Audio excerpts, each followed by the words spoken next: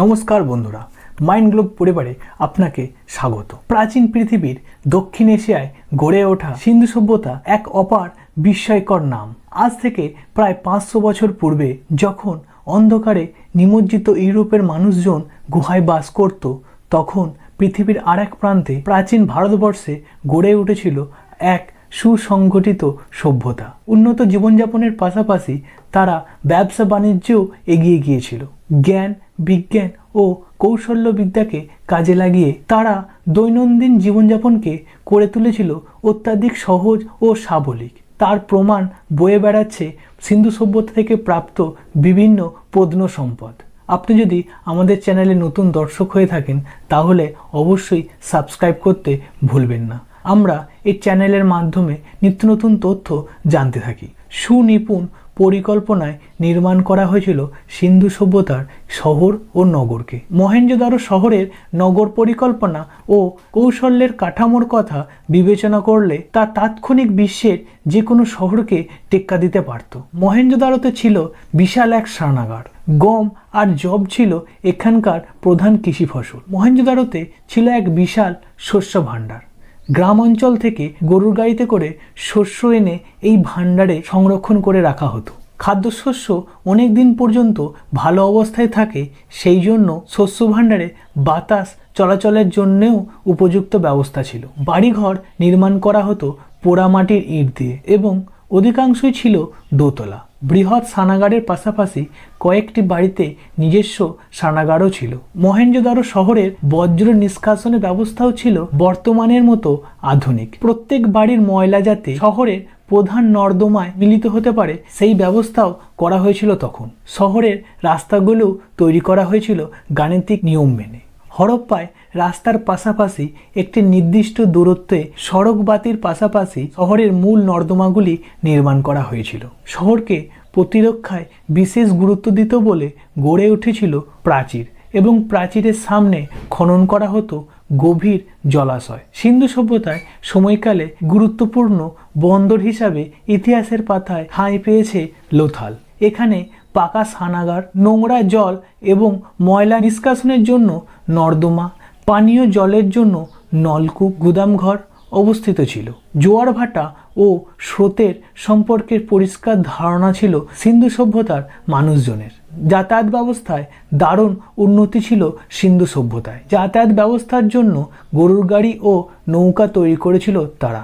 নৌকাগুলির আকারে ছিল ছোট এবং চালানোর জন্য পালের সাহায্যে বাতাসকে কাজে লাগাতো। প্রাচীন বন্দর হিসাবে অতীতে লোথালের গুরুত্ব ছিল অপরিসীম। অনুমান করা হয় এটি অন্তর্বন্দর হিসাবে ব্যবহৃত হতো, তাই স্বাভাবিকভাবে এখানে ছোট ছোট নৌকায় থাকতো। এটি একটি ক্ষুদ্র নৌকা বন্দর হিসাবে ব্যবহার করলেও এর থেকে আরও দূরে সমুদ্রের কাছে একটি বড় বন্দর ছিল। সেই বন্দরে দূর থেকে আগত নাগরিকরা তাদের বড় বড় জাহাজ ভেড়াতো। ব্রোঞ্জ যুগের একটি মানচিত্র থেকে অনুমান করা যায় লোথাল সমুদ্রের নিকটবর্তী একটি স্থানে অবস্থিত ছিল, যেখানে বিশেষ কোনো নদীর সাথে লোথালের সংযোগ ছিল।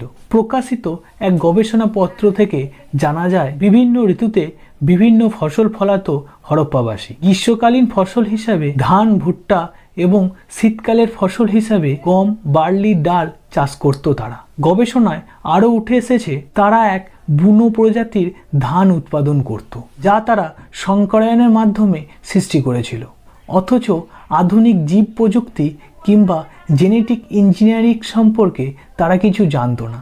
নদীমাতৃক সভ্যতা হওয়ায় বিভিন্ন উন্নত সেচ ব্যবস্থার উদ্ভাবনা ঘটিয়েছিল তারা। ফসল উৎপাদনের জন্য তারা কৃত্রিম খালেরও খনন করত। তৎকালীন পৃথিবীর কথা চিন্তা করলে ধাতুবিদ্যায় হরপ্পাবাসীর জ্ঞান ছিল প্রখর। তারা নির্দিষ্ট ওজন ও আকৃতির পোড়ামাটির ইট বানাতো তারা। তুলা ব্যবহারের নিয়মও ভালোভাবে জানতো তারা। হরপ্পা সভ্যতা থেকে প্রাপ্ত তথ্য অনুযায়ী তারা গয়না হিসাবে সোনা, রূপো, তামা, নীলকান্ত মণি, পান্না, শ্বেতফটিক ইত্যাদি ব্যবহার করত। তারা তাপ ব্যবহার করে চুনকে গলাতে পারত এবং চুনকে প্লাস্টার হিসাবে ব্যবহার করত। মেহেরগড় সভ্যতা থেকে তামা নির্মিত পত্রের সন্ধান পাওয়া গেছে। তারা স্বর্ণ নির্মিত অলঙ্কার ব্যবহার করত, যেমন কাঙ্গান, বালা, কানের দুল ইত্যাদি। তবে অলংকার হিসাবে পুঁতির বেশ কদর ছিল সেই সভ্যতায়। নারী পুরুষ উভয়ই পুঁতি তাদের চুলে ব্যবহার করত। পুঁতি সূক্ষ্মভাবে কাটা, ছিদ্র এবং পালিশের ক্ষেত্রে তারা ছিল বেশ দক্ষ। তারা তামা, পিতল, সীসা, টিন সহ বিভিন্ন ধাতুর নিষ্কাশনের পদ্ধতি তারা জানত। হরপ্পা স্থানে স্বর্ণে মোড়া এক পাথর পাওয়া গেছে। বৈজ্ঞানিকরা বলছেন সোনার বিশুদ্ধতা পরিমাপের জন্য কোষ্টি পাথর হিসাবে ব্যবহার হতো ওই পাথরটি। কাদামাটির শিল্প হলো পৃথিবীর সবচেয়ে প্রাচীন শিল্প। সিন্ধু সভ্যতার মানুষরা মাটির পত্র তৈরি করত চাকার সাহায্যে। বিভিন্ন আকার ও আকৃতি মাটির পত্র তৈরি হতো সেখানে এবং তাদের উপর আঁকা থাকতো বিভিন্ন চিত্রকলা।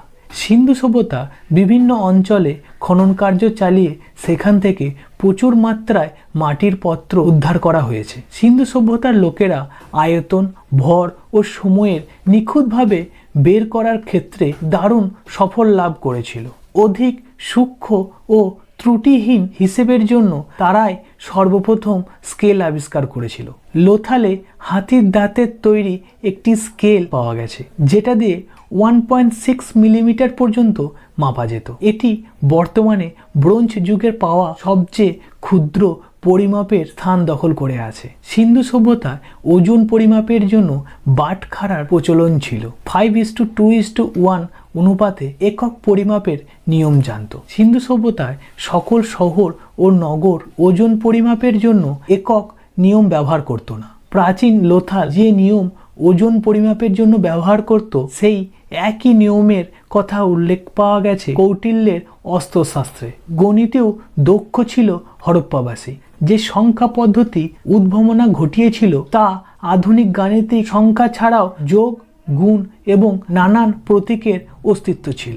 রোগ সারাতে সিন্ধু সভ্যতার বাসিন্দারা বিভিন্ন ঔষধ ও ভেষজ উদ্ভিদের ব্যবহার তারা জানত। উদাহরণস্বরূপ তারা টেফিনেশন নামে এক চিকিৎসা পদ্ধতি ব্যবহার করত। 2001 সালে এক গবেষণা থেকে জানা যায় হরপ্পা সভ্যতার মানুষরা আদি দন্ত চিকিৎসা সম্পর্কে জানত। এই গবেষণা চালিয়েছিল মেহেরগড় সভ্যতার ধ্বংসবিশেষ থেকে প্রাপ্ত 2 দেহবশ থেকে। 2006 সালের এপ্রিল মাসে একটি আর্টিকেলে প্রকাশিত করা হয়েছিল, যেটাতে উল্লেখ আছে সেই নবপ্রস্তর যুগেই মানুষের দাঁত বাঁধানোর প্রমাণ পাওয়া গেছে। আজকের যাত্রা আমরা এখানেই শেষ করলাম। ভিডিওটি আপনার কেমন লাগলো কমেন্ট করে জানিও। ভিডিওটি ভালো লাগলে লাইক করো আর আপনার প্রিয়জনকে এই তথ্যটি জানানোর জন্য শেয়ার করো। ভিডিওটি দেখার জন্য আপনাকে অনেক ধন্যবাদ।